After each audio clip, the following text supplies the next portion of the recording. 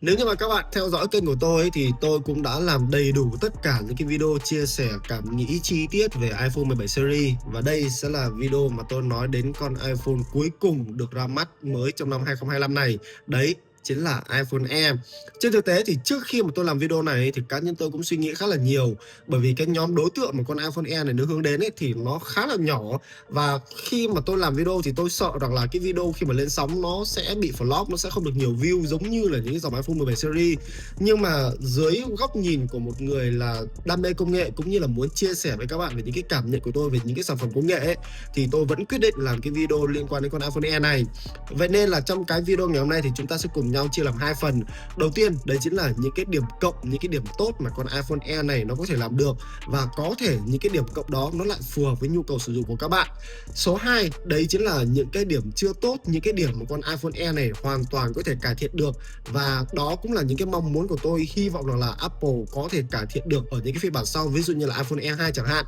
Thôi, dài dòng thế là đủ rồi, bây giờ chúng ta sẽ cùng nhau bắt đầu vào video luôn nhá.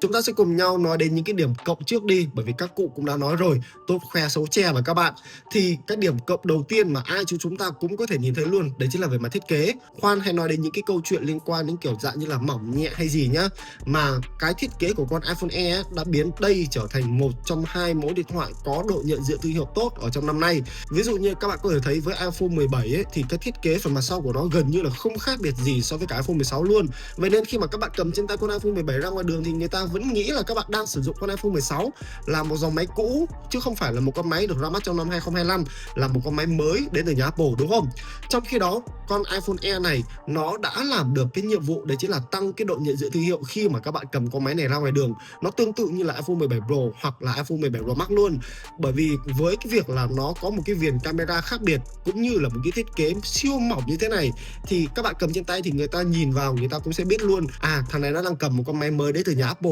Nghe nói là con máy này nó mỏng, nó nhẹ mà giá thì cũng đắt lắm, nghe nó oai hơn hẳn so với việc các bạn sử dụng con iPhone 17, đúng không? Vậy nên về cái độ nhận diện thương hiệu thì cá nhân tôi đánh giá rất là cao ở trên con iPhone Air này. Các ưu điểm tiếp theo thì rõ ràng rồi, con iPhone Air là một con máy có thiết kế rất mỏng và trọng lượng của nó thì cực kỳ nhẹ luôn. Cảm nhận của tôi ở cái lần đầu khi mà tôi cầm trên tay con iPhone Air cho đến thời điểm hiện tại nó gần như là không khác biệt luôn. Đấy chính là nó là một con máy có kích thước mỏng. Vậy nên là khi mà chúng ta cầm ở trong tay ấy, nó gần như là lọt thỏm ở trong lòng bàn tay luôn. Tất nhiên là nó vẫn sẽ bị chìa lên khá là nhiều nhá. Nếu như con iPhone Air này kích thước màn hình của nó bé hơn một tí thì tôi thề với các bạn luôn là cái cảm giác cầm nó của chúng ta sẽ đã hơn rất là nhiều. Nhưng mà kích thước của nó lớn như thế này thì nó cũng có lý do của nó, lát nữa tôi sẽ nói kỹ hơn. Còn về mặt cơ bản thì với việc nó được làm mỏng hơn nên là cái cảm giác khi mà các bạn cầm ở trong tay ấy, nó cũng sẽ ôm, nó cũng sẽ lọt thỏm bên trong và nó cũng sẽ phần nào đấy chắc chắn hơn khá là nhiều. Còn cái trọng lượng của nó cũng cực kỳ nhẹ nhàng và thoải mái, và đây là một cái điểm cộng cho những ai mà thường xuyên sử dụng điện thoại trong thời gian dài. Ví dụ như là với bản thân tôi đi, tôi là một người đi metro đi làm và mỗi chuyến metro đấy nó sẽ kéo dài đối tầm khoảng là 30 phút,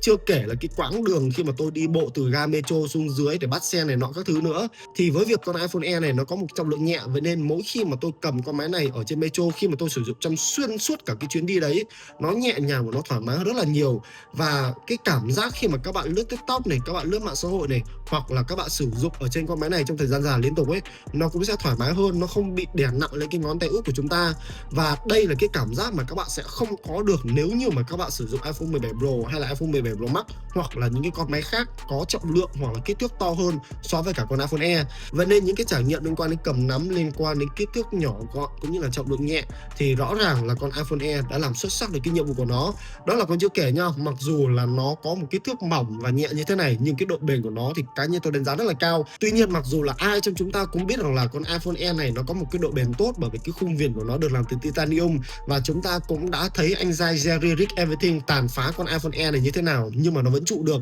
Nhưng cái tâm lý của chúng ta ấy, khi mà cầm trên tay con iPhone Air này thì chúng ta vẫn thấy nó là một con máy kiểu dạng như là mỏng manh yếu ớt ấy, bởi vì nó mỏng, nó nhẹ thật mà. Vậy nên là mặc dù trong thâm tâm là chúng ta biết nó là một con máy không dễ bị cong, không dễ bị tổn hại, nhưng khi mà chúng ta sử dụng thì phần nào đấy chúng ta vẫn bị lo lắng rằng là mỗi khi mà các bạn bỏ vào trong túi quần thì liệu nó có bị cong hay không, hay là lỡ may chúng ta quăng quật hoặc là chẳng may chúng ta làm rơi xuống dưới đất thì liệu là nó có bị cong hay là bị gãy hay như nào đấy không. Thì anh em hoàn toàn có thể yên tâm về vấn đề này, cái độ bền của nó khá là tốt. Chỉ là cái tâm lý của chúng ta khi mà cầm trên tay con máy này thì chúng ta cứ nghĩ rằng là nó sẽ dễ bị tổn thương mà thôi. Màn hình của con iPhone Air là một cái điểm mà cá nhân tôi cực kỳ thích, có thể nói là cái điểm cộng mà tôi thích nhất ở trên con máy này luôn, bởi vì chúng ta gần như là được trang bị đầy đủ tất cả những cái công nghệ ngang hàng với cả iPhone 17 Pro hoặc là iPhone 17 Pro Max luôn. Ví dụ như là chúng ta có độ sáng cao này để giúp cho các bạn có thể sử dụng ở ngoài trời một cách cực kỳ thoải mái, khả năng hiển thị của nó rất là tốt, và chúng ta cũng sẽ có tần số kết 120 Hz, chúng ta cũng có viền màn hình mỏng. Tất nhiên là nó sẽ không mỏng hẳn giống như là iPhone 17 Pro hay là iPhone 17 Pro Max nhá, nhưng về mặt cơ bản thì cái viền màn hình của nó như thế này là mỏng rồi. Bên cạnh đó thì chúng ta cũng có một cái điểm cộng nữa, đấy chính là kích thước màn hình của nó sẽ là 6,5 inch. Nó sẽ không kiểu dạng như là nhỏ giống như là màn hình 6,3 inch trên iPhone 17 Pro, mà nó cũng không quá to giống như là 6,9 inch ở trên iPhone 17 Pro Max. Vậy nên với những bạn nào mà cảm thấy rằng là cái kích thước màn hình 6,3 và 6,9 không phù hợp với các bạn thì có lẽ 6,5 sẽ là cái con số mà phù hợp với các bạn nhất. Nó có một cái không gian hiển thị đủ rộng lớn để cho các bạn có thể yên tâm giải trí, xem phim, lướt TikTok, hoặc thậm chí là chỉ đơn giản là các bạn nhắn tin, chat chít ở trên con máy này thì nó cũng cực kỳ thoải mái. Vậy nên cá nhân tôi nghĩ rằng là kích thước màn hình 6,5 inch là một kích thước mà nó sẽ phù hợp với đại đa số người dùng hơn, và hy vọng rằng là trong tương lai Apple cũng sẽ sử dụng kích thước màn hình này cho những dòng sản phẩm khác, ví dụ như là iPhone 17 hoặc là iPhone 17 Pro, thì cá nhân tôi nghĩ rằng là sẽ bán cháy hàng hơn khá nhiều luôn đấy. Điểm cộng tiếp theo đấy chính là camera trước của iPhone Air nó không bị cắt giảm so với cả iPhone 17 series, tức có nghĩa là chúng ta cũng sẽ được trang bị cảm biến mới, và với cái cảm biến mới này thì các bạn hoàn toàn có thể sử dụng cái tính năng đấy chính là chụp ngang hoặc là chụp dọc gì cũng được. Bên cạnh đó thì cái góc độ khi mà các bạn chụp ở trên camera trước của iPhone Air nó cũng sẽ rộng hơn, độ chi tiết khi mà hình ảnh cho ra nó cũng sẽ nét hơn. Thì về mặt cơ bản với việc mà được giữ nguyên cái phần cứng ở camera trước như thế này thì nó là một cái điểm cộng rất lớn. Vậy nên là nó sẽ phù hợp cho những chị em phụ nữ hoặc là những ai có nhu cầu thường xuyên quay hoặc chụp bằng camera trước thì con iPhone Air là sự lựa chọn cực kỳ tuyệt vời luôn. Nhất là khi cái điều này kết hợp với cả một cái thiết kế có phần mỏng và nhẹ, càng khiến cho cái việc mà các bạn sử dụng con iPhone Air này để chụp hoặc là quay vlog trong quá trình mà các bạn sử dụng ấy thì nó cũng sẽ đã hơn rất là nhiều, nó sướng hơn so với cả những cái dòng máy kiểu quá nặng nề giống như là iPhone 17 Pro hay là iPhone 17 Pro Max, vốn sẽ là một cái rào cản khiến cho các bạn khó có thể sử dụng được trong thời gian dài. Nhưng với iPhone Air thì chị em cứ quay TikTok thoải mái, không thành vấn đề gì đâu. Rồi, điểm cộng tiếp theo đấy chính là hiệu năng của nó rất là tốt, bởi vì trang bị bên trong iPhone Air chúng ta có con chip là Apple A19 Pro và nó chỉ thua một nhân GPU so với cả con chip ở bên trong iPhone 17 Pro Max mà thôi. Vậy nên về mặt cơ bản tất cả những cái nhu cầu của các bạn cần có về mặt hiệu năng ở trên một con điện thoại thì con iPhone Air nó đáp ứng gần như là dư thừa luôn các bạn ạ. Và cá nhân tôi đang thắc mắc rằng là không biết với một cái nhóm khách hàng cực kỳ nhỏ mà con iPhone Air này hướng đến thì liệu cái nhóm khách hàng đó có thể khai thác được hết cái hiệu năng của con Apple A19 Pro này hay không, bởi vì nó quá khỏe. Dù là các bạn sử dụng những ứng dụng cơ bản bình thường hay là dù nhu cầu của các bạn có là quay video hoặc là chơi game nặng thì con iPhone Air này vẫn hoàn toàn có thể đáp ứng được tất cả mọi nhu cầu sử dụng của các bạn. Và thậm chí nếu như mà các bạn có ý định sử dụng con máy này trong thời gian dài, liên tục vài năm thì nó vẫn sẽ hoàn toàn có thể đồng hành cùng với các bạn được, mà các bạn cũng không cần phải lo về vấn đề liên quan đến giật hay là lag. iPhone Air chắc chắn là sẽ không khiến cho các bạn cảm thấy thất vọng về mặt hiệu năng đâu. Cái ưu điểm tiếp theo ở trên iPhone Air mà tôi muốn chia sẻ đấy chính là về pin. Trên thực tế thì pin của con iPhone Air nó không quá trâu, nhưng nó lại vừa đủ so với đại đa số nhu cầu của một người cần sử dụng iPhone Air. Cá nhân tôi khi mà làm một cái video test pin iPhone 17 series, iPhone Air và iPhone 16 Pro Max ấy, thì con iPhone Air này cho một cái thời gian sử dụng liên tục khá là tốt. Trung bình thì các bạn hoàn toàn có thể sử dụng được trong thời gian khoảng 5 tiếng đồng hồ. Mà đây là cái bài test của tôi là còn sử dụng những ứng dụng nặng, còn chơi game, còn test hiệu năng các thứ. Còn nếu như mà nhu cầu của các bạn chỉ đơn giản là mạng xã hội, lâu lâu đấy là quay phim, chụp hình này kia các thứ ấy, thì con iPhone Air này vẫn hoàn toàn có thể trụ được trong thời gian từ 5 tiếng rưỡi hoặc thậm chí là hơn 6 tiếng đồng hồ là điều hoàn toàn thoải mái. Và với một người kiểu dạng như là đi làm bình thường sử dụng cơ bản thì cá nhân tôi nghĩ rằng là cái dung lượng pin như thế này là cũng khá là đủ, đặc biệt là khi cái thiết kế của nó đã mỏng và nhẹ hơn so với cả những dòng điện thoại khác. Thì đây là cái sự đánh đổi cá nhân tôi nghĩ cũng khá là cân bằng cho những anh em nào quan tâm đến iPhone Air. Và đó là tất cả những cái ưu điểm ở trên con iPhone Air mà tôi muốn chia sẻ với các bạn. Bây giờ chúng ta sẽ cùng nhau nói đến những cái điểm chưa tốt, những cái điểm mà con iPhone Air này hoàn toàn có thể cải thiện được hơn. Thì cái điểm đầu tiên cũng là cái rào cản lớn nhất khiến cho người dùng không mặn mà với cả con iPhone Air, đấy chỉ là mức giá của nó quá cao. Ở thời điểm hiện tại khi mà các bạn muốn mua iPhone Air nhá, thì giá của nó cũng dao động đâu đấy tầm khoảng là 32 triệu. Thì cá nhân tôi nghĩ nhá, hơn 30 triệu cho một con máy giống như là iPhone Air là quá đắt. Trong khi đó ở trong phân khúc mức giá này các bạn sẽ có rất nhiều những cái sự lựa chọn khác nhau luôn, kể cả sự lựa chọn của các bạn là để làm máy chính này, hoặc kể cả là các bạn mua một con máy để làm máy phụ, thì rõ ràng là số tiền 32 triệu là các bạn không thiếu sự lựa chọn. Thì điều này càng khiến cho cái việc lựa chọn iPhone Air nó càng ít đi và nó gần như là không tồn tại ở trong tâm trí của người dùng luôn. Và giá bán này thì cá nhân tôi nghĩ là nó sẽ không phù hợp với những gì mà con iPhone Air mang đến cho các bạn cho lắm. Thậm chí nếu như mà chúng ta nhìn sang đối thủ của con iPhone Air, ví dụ như là con Galaxy S25s, thì ở thời điểm ban đầu giá của nó cũng rất là cao nha. Nhưng mà bây giờ giá của con S25s thì nó cũng đâu đấy tầm khoảng là 21 triệu thôi. Thì cái mức giá đấy là nó đã hợp lý hơn rất là nhiều rồi. Ít ra là nó còn hợp lý hơn so với cả con iPhone Air này. Cái điểm chưa tốt số 2 của nó đấy chính là về phần thiết kế luôn. Mặc dù là con iPhone Air này nó có một cái thiết kế mỏng, trọng lượng nhẹ, cho một cái cảm giác cầm nắm nó nhẹ nhàng, nó thoải mái. Tuy nhiên với những ai mà chưa quen với cái kiểu thiết kế mỏng và nhẹ như ở trên con iPhone Air, ví dụ như là các bạn đang dùng một con iPhone 14, 15 Pro Max đi, bây giờ tự dưng các bạn chuyển sang một con máy mỏng nhẹ như là con iPhone Air, thì cái cảm giác ban đầu khi mà các bạn cầm trên tay con máy này thì các bạn sẽ bị hẫng ấy, giống như kiểu là các bạn quen cầm những cái con máy nặng rồi, bây giờ tự dưng các bạn cầm một con máy nó mỏng, nó nhẹ, thì cái cảm giác của các bạn nó sẽ mất thời gian để làm quen hơn, chứ không thể nào làm quen ngay luôn được, giống như việc là các bạn chuyển từ iPhone 16 Pro Max lên iPhone 17 Pro Max. Vậy nên đây là cũng là một cái trải nghiệm mà cá nhân tôi nghĩ rằng là nó cũng không thoải mái cho lắm. Cái nhược điểm tiếp theo trong thiết kế của con iPhone Air đấy chính là mặc dù nó sử dụng khung viền được làm từ titanium, nhưng cái khung viền này thay vì làm nhám giống như là iPhone 17 series thì iPhone Air lại lựa chọn làm khung viền bóng. Thì cái khung viền bóng này nó sẽ khiến cho cái tình trạng bám mồ hôi và dấu vân tay lên cực kỳ nhiều luôn. Anh em chỉ cần chạm vào thôi là các bạn hoàn toàn có thể nhìn thấy rất rõ cái mồ hôi và dấu vân tay như thế này. Vậy nên là với những anh em nào mà sử dụng điện thoại mà thường xuyên bị ra mồ hôi tay ấy, thì đây là một cái khung viền mà tôi nghĩ rằng là các bạn cũng sẽ không thích đâu. Hơn nữa là bản thân tôi cũng thích cái khung viền làm nhám hơn, bởi vì nhìn nó đã quen mắt, nhìn nó sạch và nhìn nó cũng sang. Chứ còn bây giờ chuyển sang khung viền bóng ấy thì có thể là một vài người vẫn thích cái kiểu khung viền bóng như thế này, nhưng cái nhược điểm của nó sẽ là bám vân tay, cũng như là nó sẽ không hợp cho những anh em nào sử dụng trong thời gian dài. Khi mà tay của các bạn tiết ra mồ hôi thì cái cảm giác khi mà chúng ta cầm trên tay nó sẽ không còn ôm vào lòng bàn tay, nó không còn chắc chắn nữa, mà phần nào đấy có khi nó sẽ còn bị trơn tuột ra bên ngoài. Nhất là khi con máy này nó nhỏ, và nên là nó dễ bị tuột ra bên ngoài lắm, kiểu nó lọt ra khỏi cái lòng bàn tay của chúng ta luôn ấy. Đó là còn chưa kể nha, con iPhone Air này nó chỉ phát huy tốt nhất cái thiết kế của nó khi mà các bạn sử dụng trần mà thôi. Chứ còn nếu như mà các bạn sử dụng thêm một cái ốp lưng, dù là ốp lưng của các bạn có sử dụng là mỏng đến đâu đi chăng nữa, thì cái trải nghiệm khi mà các bạn sử dụng nó cũng sẽ không còn cái cảm giác là mỏng và nhẹ giống như việc là các bạn sử dụng trần. Đấy, vậy nên là đây là cái sự đánh đổi mà các bạn cũng cần phải cân nhắc nhá. Dùng ốp lưng để bảo vệ máy, để sử dụng máy nó an tâm hơn thì nó sẽ không còn mỏng nhẹ nữa. Mà sử dụng trần thì rõ ràng là nó sẽ gặp rủi ro, ví dụ như là chẳng lỡ may các bạn làm rơi thì nó có thể bị cấn móc hoặc là chảy xước máy. Đây là cái bài toán mà tôi nghĩ là cũng đau đầu phết đấy. Điểm chưa tốt tiếp theo đấy chính là về camera sau, bởi vì nó chỉ có một camera mà thôi. Thì đây là cái điểm gần như là ai nhìn vào con iPhone Air này cũng đã chê rồi, bởi vì chỉ một camera là cực kỳ tù luôn đó các bạn ạ.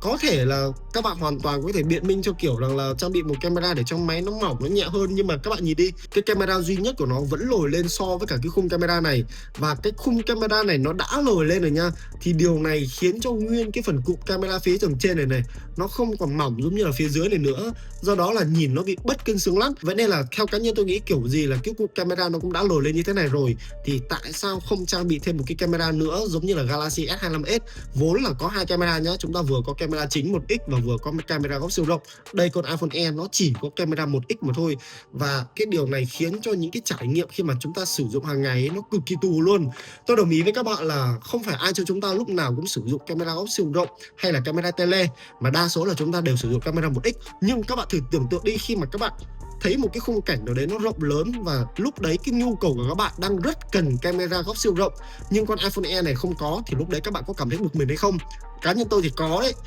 Nó là những cái trang bị kiểu bình thường thì không quá quan trọng, bình thường thì chúng ta không sử dụng đến, nhưng đến khi chúng ta cần dùng đến mà không có thì đấy sẽ là cái mà chúng ta cảm thấy rất là bực mình. Và đó là những cái trải nghiệm của tôi ở trên camera của con iPhone Air. Đó là còn chưa kể nha, cái camera duy nhất của con iPhone Air này thì cái chất lượng của nó cũng không hề ngon một tí nào các bạn ạ. Ở trong điều kiện để đủ sáng ấy, thì giống như là những cái bức ảnh các bạn đang thấy ở đây, cảm giác rằng là ảnh khi mà chụp ra từ con iPhone Air thì ánh sáng của nó thu hợp ít hơn, độ chi tiết cũng không quá nét, thậm chí là nếu như mà các bạn chọn chụp bằng 2x thì ảnh cho ra có thể thấy bị vỡ khá là rõ, khả năng đo sáng cũng kém hơn. Vậy nên nếu như mà các bạn chụp ngược sáng, nếu không đo sáng bằng tay thì máy sẽ rất khó xác định được vùng sáng để cho ra ảnh tốt nhất. Tương tự như khi các bạn quay video trong điều kiện đầy đủ sáng như thế này thì điểm cộng là tất nhiên là nó vẫn sẽ có chống rung rồi, nhưng mà nó sẽ gặp tình trạng đấy chính là bắt nét kém này, đo sáng yếu. Vậy nên là quay video chơi thì tôi thấy ok, chứ còn nếu như mà các bạn quay video mỗi khi mà các bạn đi sự kiện hoặc là quay vlog này kia các thứ thì cá nhân tôi thấy là camera như thế này là hơi chán. Chuyển sang điều kiện chụp đêm thì thậm chí là nó còn chán hơn, đặc biệt là khi mà các bạn chụp ở ngoài trời, chụp ở những cái nơi mà nó có bóng đèn ấy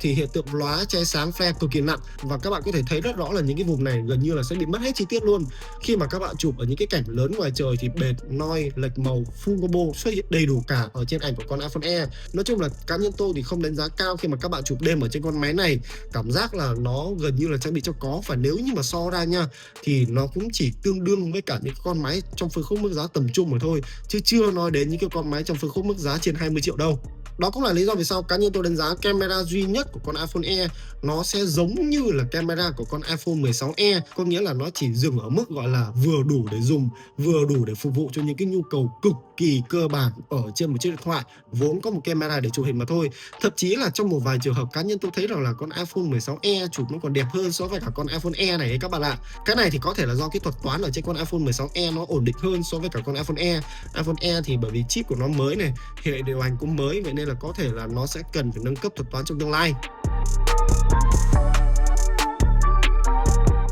Cái điểm chưa tốt tiếp theo ở trên iPhone Air đấy chính là về mặt hiệu năng. Mặc dù con iPhone Air này có một cái hiệu năng rất là tốt với con chip Apple A19 Pro, tuy nhiên cái nhược điểm của con iPhone Air này đấy chính là nó không có tản nhiệt. Vậy nên là con máy này nó nóng lên rất là nhanh các bạn ạ. Mặc dù là Apple cũng đã chủ động cắt bớt đi một nhân GPU để cho con máy này nó hoạt động ít đi, nó đỡ bị gọi là nóng hơn so với cả con iPhone 17 Pro hoặc là iPhone 17 Pro Max. Tuy nhiên nói gì thì nói, con chip Apple A19 Pro cũng là một con chip rất là mạnh. Vậy nên nếu như mà các bạn sử dụng những cái tác vụ mà yêu cầu con chip hoạt động hết công suất, ví dụ như khi mà các bạn chơi game này hoặc là khi các bạn quay video 4K ở ngoài trời ấy, thì con máy này nó tăng nhiệt độ nhanh cực kỳ luôn, và nó hoàn toàn có thể chạm mốc là từ 44 cho đến 45 độ C. Cái lúc này khi mà nhiệt độ của con iPhone Air nó tăng lên thì nó sẽ dẫn đến hai hiện tượng. Đầu tiên đấy chính là nó sẽ giảm sáng màn hình rất là nhanh so với cả iPhone 17 Pro, iPhone 17 thường hay là iPhone 17 Pro Max ấy, thì cái hiện tượng giảm sáng màn hình là có, nhưng mà nó ít xảy ra hơn so với cả con iPhone Air này. Con iPhone Air này nó gần như là nó giảm sáng màn hình liên tục luôn đấy các bạn ạ. Thậm chí là đôi khi các bạn sử dụng những ứng dụng mạng xã hội bình thường nhưng mà các bạn kiểu sử dụng liên tục nhiều app khác nhau ấy, và để cho các app đấy nó chạy ngầm ấy, thì con iPhone Air này nó cũng bắt đầu ấm và nóng lên luôn đấy các bạn ạ, chứ chưa nói đến cái câu chuyện là chúng ta chơi game hay là chúng ta quay video trên con máy này đâu. Và cái điều này cũng sẽ dẫn đến yếu tố tiếp theo, đấy chính là pin của nó cũng sẽ tụt nhanh như tụt quần khi mà máy của nó nóng lên. Điều này khá là dễ hiểu, bởi vì máy không được tản nhiệt tốt, máy nóng lên thì pin nó cũng sẽ tụt đi nhanh thôi. Vậy nên bản chất con máy này pin của nó đã không tốt rồi, mà bây giờ còn gặp hiện tượng nóng mỗi khi mà chúng ta sử dụng những cái tác vụ nặng, thì rõ ràng là pin của nó cũng sẽ không thể nào trụ một cách nó ngon lành phèn đào được. Nhất là khi nếu như mà các bạn gắn eSIM vào, sau đó là các bạn chơi game, các bạn quay video nặng ấy, thì nhiều khi cái lúc mà máy nó nóng lên, pin nó chỉ trụ được đấy tầm khoảng là từ 3 cho đến 4 tiếng mà thôi, thấp hơn rất nhiều so với việc là các bạn chỉ sử dụng những ứng dụng cơ bản bình thường. Vậy nên cá nhân tôi nghĩ rằng là với một người sử dụng bình thường ấy, thì việc mà các bạn một ngày phải sạc pin cho con iPhone Air này 2 lần là điều hoàn toàn bình thường luôn. Và đây là điểm mà các bạn cần phải chấp nhận khi mà các bạn lựa chọn iPhone Air. Đó là còn chưa kể nha, cái công suất sạc của con iPhone Air thì nó cực kỳ chậm, nó sẽ không nhanh giống như là iPhone 17 series đâu. Nó sẽ đâu đấy tầm khoảng là từ 20 cho đến 25W mà thôi. Và tất nhiên là cái công suất 20 đến 25W không phải là cái công suất mà nó duy trì xuyên suốt nhá. Nó chỉ duy trì khi mà các bạn sạc cái lúc mà pin của nó cực kỳ yếu mà thôi. Còn pin của nó từ 50% trở lên thì anh em cứ xác định là công suất của nó cũng chỉ rơi tầm khoảng là 10 cho đến 15W.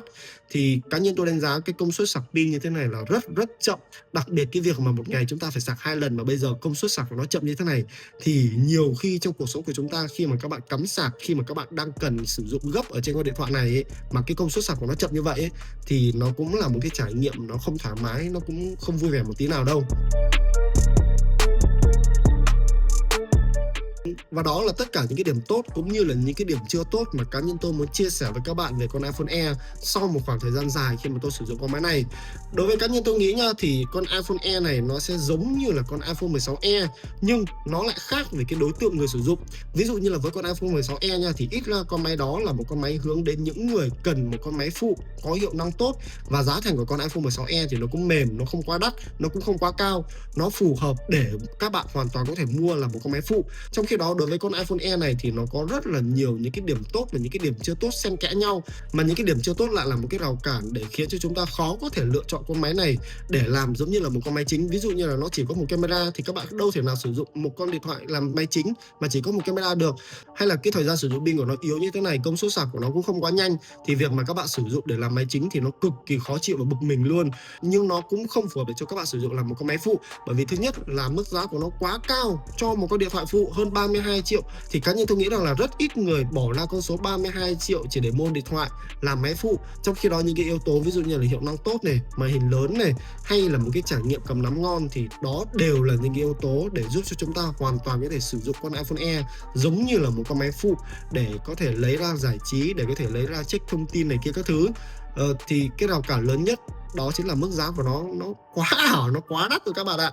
Có chăng thì con iPhone Air này mà giá của nó về tầm khoảng là 20 cho đến 25 triệu thì tôi nghĩ là sẽ hợp lý hơn. Vậy nên là cái nhóm đối tượng để lựa chọn con iPhone Air này nó cực kỳ nhỏ luôn. Gần như là chỉ những ai đam mê, chỉ những ai muốn có một con máy mà nó khác biệt, chỉ những ai là muốn trải nghiệm một con máy mỏng nhẹ đến từ nhà Apple nó như thế nào, hoặc là chỉ những ai kiểu thừa tiền thì các bạn hoàn toàn có thể lựa chọn con iPhone Air này mà thôi. Và đó là tất cả những cái chia sẻ, những cái cảm nghĩ của tôi về iPhone Air. Vậy thì còn ý kiến của các bạn thì sao? Liệu mức giá 32 triệu cho con iPhone Air này thì các bạn có cảm thấy hợp lý hay không? Quan điểm nào mà tôi vừa mới chia sẻ ở trên thì các bạn cứ để lại bình luận của các bạn ngay dưới phần comment của video này nhá. Cảm ơn tất cả các bạn đã xem đến giây phút này của video, cũng như là cảm ơn tất cả các bạn đã đăng ký kênh của tôi. Tạm biệt mọi người và hẹn gặp lại mọi người những video lần sau.